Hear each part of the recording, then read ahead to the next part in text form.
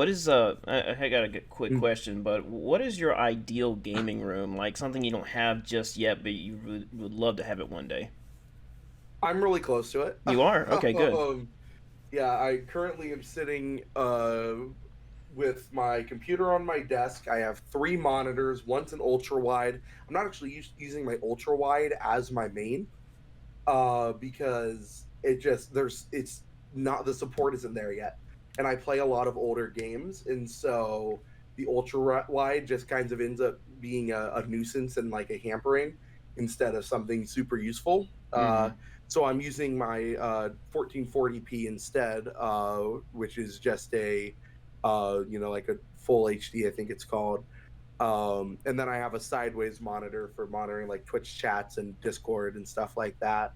So I have that. Then I have a TV above the ultra wide to my left, where I have some, like, I bought what I call streaming consoles, Mm-hmm. which are another console of one that I already own, but specifically so it's going to be a bit more mobile, so I can disconnect it, reconnect it, and it's plugged into this TV where I have a streaming capture card, so I can play games on this TV and capture them on my computer.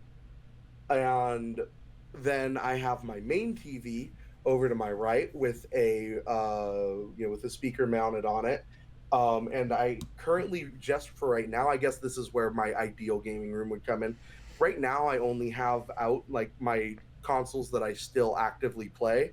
So I have the PS5, the Series X, the Switch, PS3, a Wii U. Yes, I still play the Wii U. Fight me. Then the Xbox 360 and the Wii, because the Wii can play GameCube games. Okay. So yeah, that's currently what I have. But I have in my closet my PS4, my Xbox One, my NES, Super NES, Genesis, um, Dreamcast. I'm trying to think of all the ones that I've all the collectible like consoles I've gotten over the year.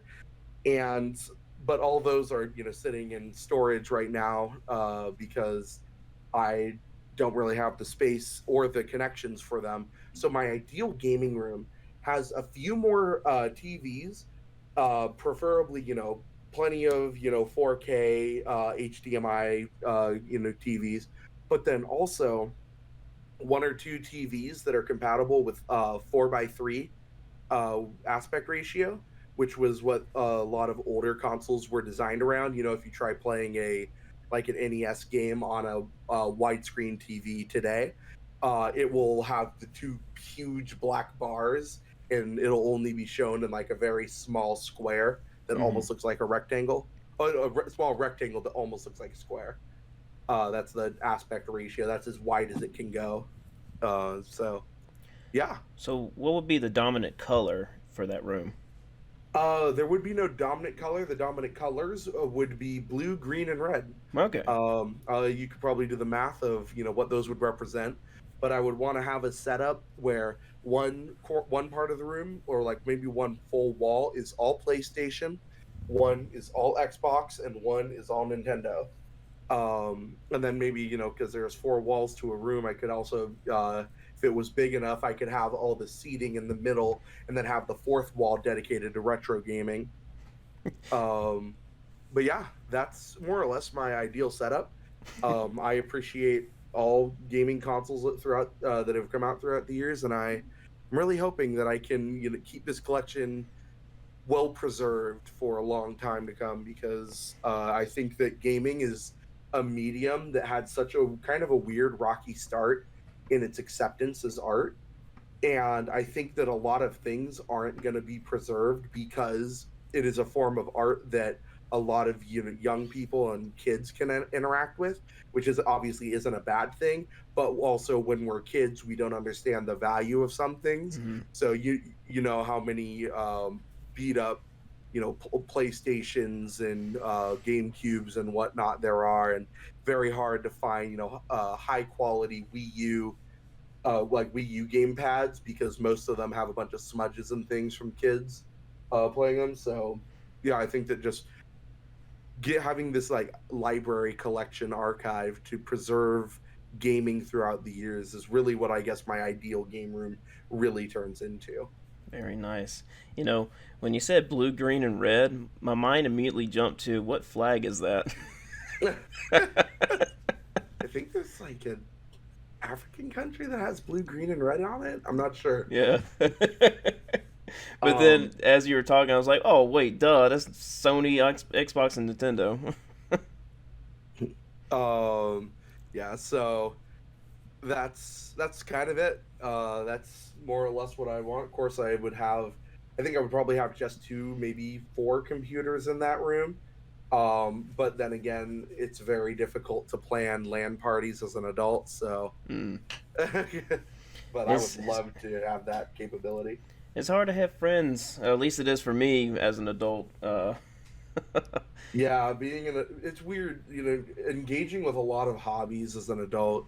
Because I play Yu-Gi-Oh, that's another, big thing that I do, and it's really difficult to meet up with people in person because I have a group that I play with frequently, Hmm. but we rarely ever are able to meet up in person. So we do phone duels, where you can have your phone pointed down, like your phone on, uh, those phone mounts where it can, grip onto your phone. You can bend it at weird angles. Right. You can point it down at the table so you can play cards, and your opponent can see what you're doing, so they can understand the board state.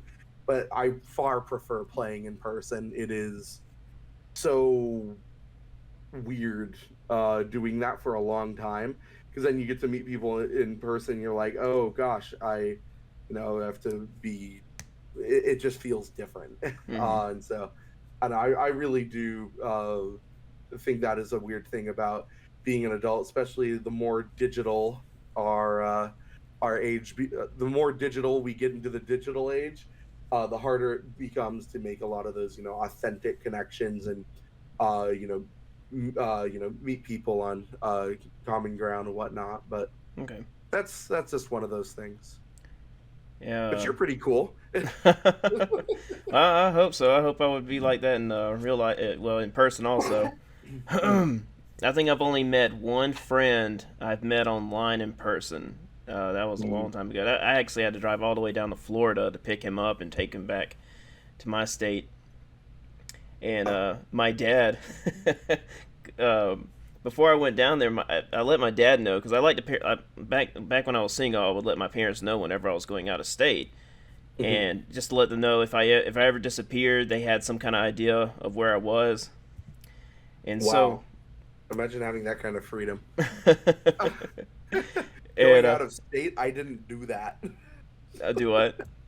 I never went out of state, but until I was like an adult and I was moving out to Ohio because I lived in California, and the idea of, oh yeah, I'm going out of state, I'll be right back. What? Well, I just kind of I like to think about what would happen just in case because I'm always thinking about dying. It's just one of those things that's in the back of my mind. So I'm like, okay, well, if I die, I need to prepare this and that and this and that. It's not a very healthy mindset, but that's just for Hmm. some reason that's just how I've always been. But um, so anyway, I let my dad know I'm going down to Florida to meet this a friend of mine that I've known for about 9, 10 years. So we were pretty comfortable with each other and how we worked, and so all of a sudden my dad starts texting me and saying, "Son, I looked at his Facebook profile and he's got Kermit the Frog with Muslim writing. He's gonna kill you." And I'm like, "What?" What? Whoa. I don't know about that one, Chief. I'm like, "Dad, that's just his way of expressing his humor. It's just Kermit the Frog, Muslim writing. That's how he picks fun." It's called a meme. Yes. And he's like, "Son, please don't go down there. I'm gonna have to call the police or something." I'm like, "Call the police? I'm like 21 years old. What are you gonna do?" How- it's like my son's going down to Florida to meet a friend he found online. Oh, well, how old is he? He's like 21. Oh, well, He's he's like an 20. adult. He can do what he. Well, why are you worried, sir? Well, this friend had a Kermit the Frog on his Facebook page. Whoa! We got to get him immediately. He's in serious danger. How soon will he be in Florida, sir? But yeah, we had a great time. It was within 3 days. Unfortunately, we had kind of had to rush a lot of stuff, but it was a great time. And then I guess my dad was kind of mad at me for a week, but he eventually got over it like he usually does. But Oof. um, my I just want to mention my ideal gaming room. I'm nowhere near close to it. I have to put my gaming setup next to the TV in the living room, which is where I'm at currently. And Hmm. so it's kind of awkward recording podcasts because my wife will just walk in, and sometimes I have to pause and splice where I had to interact with her. And so what I would like a cabin room with little wood paneling or something like that. It looks like I'm in a cabin, and Mm, like a something she nice and shed, cozy lighting. Like amber lighting. like a she shed, but for a dude, so a man cave. Yeah, something like that. Hold on. And I kind of want a little steam machine, so when I'm walking around, the the mist moves as I walk around the room. That would be very interesting. That would be very colorful. And I just want shelves. I love physical copies, so I got to have shelves with all my games on it and everything like that, and start building a collection too. Because right now I can't really collect a bunch of games because I don't really have anywhere to put them. I got them in a really crappy roll spinning shelf that really Mhm. it's just it's like heck, what's that popular furniture store? IKEA? IKEA, yeah. Yeah. It's something from IKEA, so I don't know how long it's going to last. It can barely even turn, so I want a proper Mm, gaming shelf. So, yeah. I know that's a big thing. Running out of space, like that was actually between the last time we talked and now, one of the big things that I guess you could also consider a Christmas gift was my wife helped me move my entire room around because I had it set up one way, and I was like, it's nice, it's okay, but I never felt like I had space to store things. It was always hard to find things. So we went through and pretty much just tore everything apart, ripped everything out of the closet, unplugged all my consoles and put them back in their boxes, and then started from square one. And optimized our space because I was like, okay, I think I'm at the point where I can't get much more. There's not going to be another console generation for another 4 years or so, 3 or 4 years depending. There's not going to be, I'm not going to be needing a whole lot of other things or wanting a whole lot of other things. So I think I'm good. I just need to optimize the space I have, and it definitely paid off. I have so much open, breathable space. I have a place to store all my figurines. All my League figurines. I collect the League of Legends figurines as I am a begrudging denizen of League of Legends. So, yeah, that's another thing. I would love to be able to collect figurines because they have some for Dark Souls, and mm, Elden Ring, I believe. Do they have one? I know they have vinyl records. That's a, I'm 90% sure I saw a Margit one for Elden Ring. I could be I wrong. think you're right. They also have a one for the Nameless King, and he's actually my favorite boss of all time. So I would love to have him Mm. sitting around somewhere.